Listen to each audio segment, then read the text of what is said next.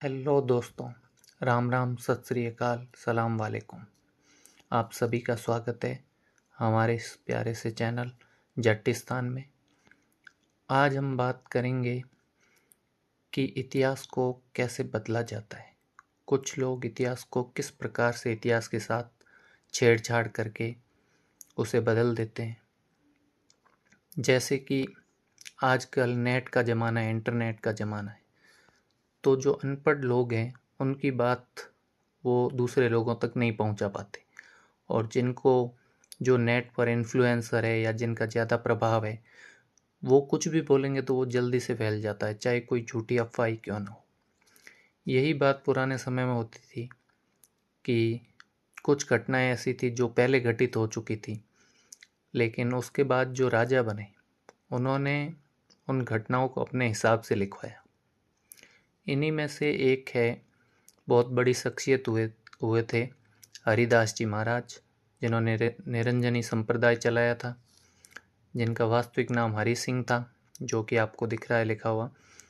और उनका जन्म स्थान रियल में कनीरा गांव था, जो कि सवालिक प्रदेश में पड़ता है। उस टाइम आप सोचो कि ये जो लिख के गया ना, वो कोई यात्री थे, बाहर से आए हुए यात्री, ईरानी यात्री। वो झूठ क्यों लिखेंगे, वो तो वहाँ के जो लोग थे आसपास के, उन्हीं को पूछ कर लिखी थी बात। और यदि आज कोई घटना होती है तो उस घटना को आज के लोग सच बताएंगे, आज से 50 साल बाद वाले भी सच बताएंगे, लेकिन जो 500 साल बाद जो बताएंगे ना, वो उसमें मिलावट भी कर सकते हैं। अगर इंटरनेट का ज़माना है तो लोग इंटरनेट पे गलत गलत रूप से विकिपीडिया वगैरह में लिख देंगे तो वही चीज़ सच मानी जाएगी। उसी तरह से किताबों में गलत लिख दिया गया, जबकि उस टाइम के उनके जस्ट बाद जो यात्री आए थे और उनका यहाँ से कोई लेना देना नहीं था और निष्पक्ष थे, जो उन्होंने लिखा था कि ये जो हरि सिंह जी थे, पहले इनका नाम हरि सिंह था और डाके डालते थे, ये जाट ट्राइब से बिलोंग करते थे और कनीरा गांव में इनका जन्म हुआ और इनकी जो ट्राइब थी वो जाट थी, स्पष्ट लिखा हुआ है। इसका प्रूफ भी दूंगा मैं आपको। लेकिन बाद में क्या हुआ कि इन्होंने एक हिरणी का शिकार किया और इनका मन बदल गया और बाद में ये साधु बन गए थे। लेकिन ये जब पहले डाके डालते थे तब एक नाभीदास जी सांकला करके आदमी थे, उनके साथ काम करते थे।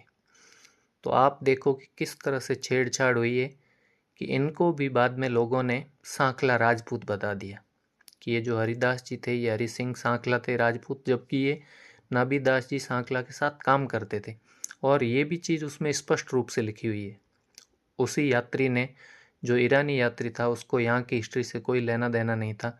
उसने तो सिर्फ लोगों से पूछा, और उस टाइम के लोगों को अपने से ज़्यादा पता होगा क्योंकि वो पुरानी टाइम के लोग थे, उनको ज़्यादा सही पता होगा।